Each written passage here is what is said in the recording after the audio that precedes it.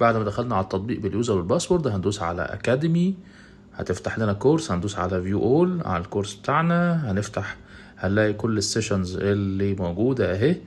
كل ده تقدر ان انت تحضر محاضرة وتفتح المحاضرة وتشغلها. طيب لو في عندك اي استفسارات هتلاقي عندك الرمز بتاع القطة اللي تحت ده على اليمين، ده المساعد الذكي بتاع الاي اي، تسأله في اي حاجة او اسألني انا شخصيا، او ان انت تكلم خدمة العملاء، او ممكن من الكوميونتي هنا تخش على حاجة اسمها جنرال شات وتكتب السؤال اللي انت عايزه، وهتلاقي فريق العمل كله بيرد عليك. اكتب اي سؤال وهتلاقي فريق العمل كله من خلال المحاضر وخدمة العملاء بيردوا عليك. دي برضو طريقة تقدر انت تكتب فيها اي سؤال انت عايزه. طيب في بداية التطبيق من فوق في اسمك كده لو دوست عليه هيفتح لك القائمة دي فيها النوتيفيكيشن اللي هي الاشعارات، فيها السبورت الدعم، فيها كونتاكت مع الواتساب مع خدمة العملاء لو انت عايز تتواصل معاهم وتكتب لهم اي حاجة. كل دي طرق تقدر تتواصل بيها وتقدر تظبط الدنيا، وانا كده كده معاك.